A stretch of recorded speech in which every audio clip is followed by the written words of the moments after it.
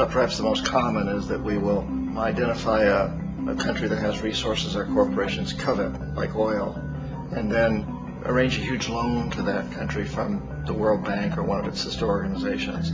But the money never actually goes to the country. Instead, it goes to our big corporations to build infrastructure projects in that country, power plants, industrial parks, ports, things that benefit a few rich people in that country, in addition to our corporations, but really don't help the majority of the people at all. However, those people, the whole country is left holding a huge debt. It's such a big debt they can't repay it, and that's part of the plan, that they can't repay it. And so at some point, we economic hitmen go back to them and say, listen, you lost a lot of money, can't pay your debts, so sell your oil real cheap to our oil companies. Allow us to build a military base in your country, or send troops in support of ours to someplace in the world like Iraq, or vote with us on the next UN vote. To have their electric utility company privatized and their water and sewage system privatized and sold to U.S. corporations or other multinational corporations. So there was a whole mushrooming thing, and it's so typical of the way the IMF and the World Bank work, that you put a country in debt, and it's such a big debt it can't pay it, and then you offer to refinance that debt and pay even more interest.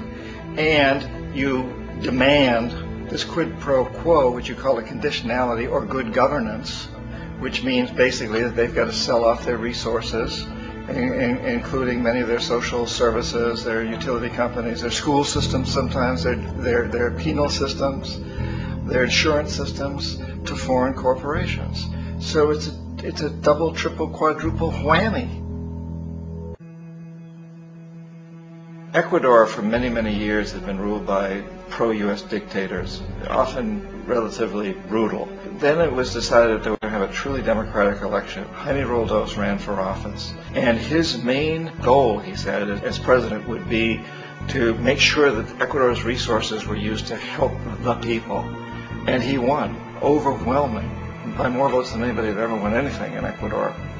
And he began to implement these policies to make sure that the profits from oil went to help the people.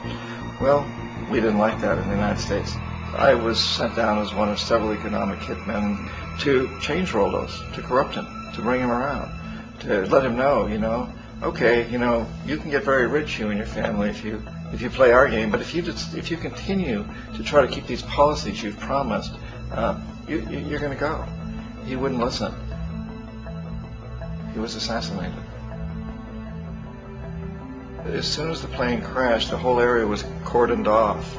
The only people that allowed in were U.S. military from a nearby base and some of the Ecuadorian military. When an investigation was launched, two of the key witnesses died in car accidents before they had a chance to testify. A lot of very, very strange things that went on around the assassination of Jaime Roldos. I, like most people who've really looked at this case, have absolutely no doubt that it was an assassination. And of course, in my position as an economic hitman, I was always expecting something to happen to Jaime, whether it be a coup or assassination, I wasn't sure, but that he would be taken down because he was not being corrupted. He would not allow himself to be corrupted the way we wanted to corrupt him. And in that way, we've really created an empire, but we've done it very, very subtly. It's clandestine. All the empires of the past were built on the military, and everybody knew they were building them. So the British knew they were building them, the French, the Germans, the Romans, the Greeks. And they were proud of it, and they always had some excuse, like spreading civilization, spreading some religion, something like that. But they knew they were doing it. We don't. The majority of the people in the United States have no idea that we're living off the benefits of a clandestine empire, that today there's more slavery in the world than ever before. And in a way, our government is invisible a lot of the time, and its policies are carried out by our corporations on one level or another. And then again, the policies of the government are basically forged by the corporatocracy and then presented to the government. They become government policies. So it's an incredibly cozy relationship. This isn't a conspiracy theory type of thing. These people don't have to get together and plot to do things. They all basically work under one primary assumption, and that is that they must maximize profits regardless of the social and environmental costs.